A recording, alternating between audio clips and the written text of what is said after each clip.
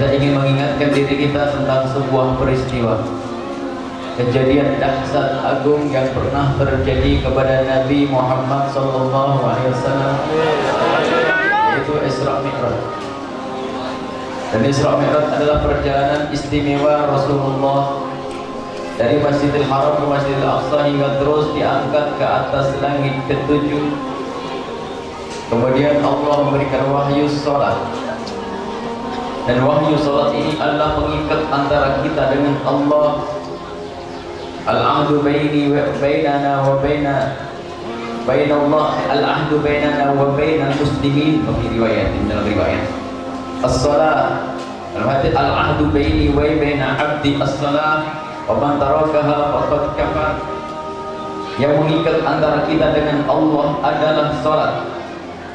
Jadi salat itu adalah ikatan antara seorang hamba kepada Allah. Dan sungguh bagi siapapun yang meninggalkan salat, dosanya amat besar. Dan dosanya adalah luar biasa, karena itu adalah melakukan dosa gede. Dan karena salat itu dosanya besar, maka yang mau melaksanakannya pahalanya juga paling gedenya pahala. Pun demikian, karena dosanya sangat besar, maka Allah mudahkan urusan sholat, sehingga tidak ada yang boleh meninggalkan sholat dalam keadaan apapun, sesibuk apapun, tidak boleh meninggalkan sholat. Dan Allah memberikan kemurahan di dalam kita melaksanakan sholat. Tidak bisa berdiri boleh duduk, nggak bisa duduk boleh baring, nggak bisa baring boleh terlentang. Terserah. Yang penting jangan sampai ada di antara kita lupa waktu sholat dan lupa melakukan sholat. Dan wudhu pun boleh pakai air, kemudian tidak punya air boleh pakai debu. Kalau nggak ketemu air, nggak punya debu, boleh sholat nggak pakai air dan pakai wudhu, nggak pakai tayamum. Jadi dimudahkan. Jadi kalau ada orang tidak bisa sholat, maka yang salah adalah gurunya. Dan tidak ada orang yang meninggalkan sholat kecuali karena dihinakan oleh Allah.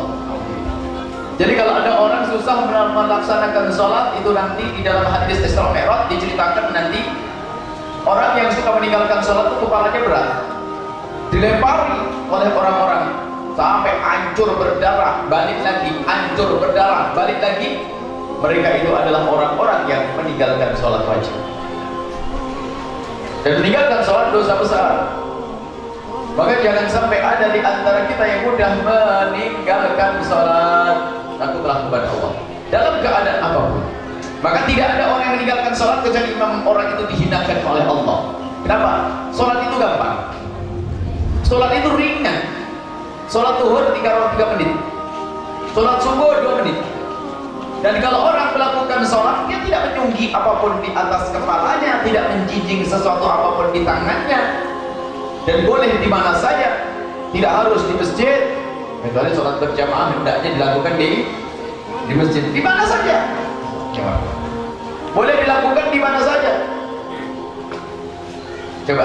Kalau orang melakukan sholat, di kepalanya nggak ada apa-apa, di tangannya tidak ada apa-apa, dan cuma 2 menit 3 menit, belum tentu orang bisa melakukan sholat. Maka orang yang meninggalkan sholat untuk orang yang dihinakan oleh Allah. Bahkan orang ada bisa mengangkat batu kerja keras sehari berjam-jam di bawah terik matahari, berjam-jam bisa, belum tentu dia bisa melakukan sholat. Yang ngangkat batu, ngangkat pasir bisa berjam-jam, tapi belum tentu dia bisa melakukan sholat. Karena sholat ini adalah istimewa. Maka kalau ada orang disusahkan oleh Allah untuk sholat, itu tanda mau dimasukkan ke neraka jahanam. Semoga Allah menjadikan kita semua ahli sholat.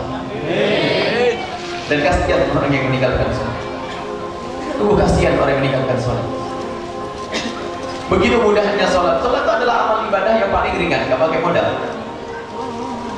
Zakat masih pakai. Zakat wajib, tapi setelah orang itu kaya. Dan sholat ternyata mudah, sangat mudah. Bahkan di dalam pemerikian pun boleh kita mengkosornya atau boleh menjamahnya, dan masih ada kemudahan-kemudahan. Baik, itulah hadiah dari Allah lewat Nabi Muhammad untuk kita, agar mengikat kita dengan Allah, yaitu jadwal rutin kita melakukan sholat.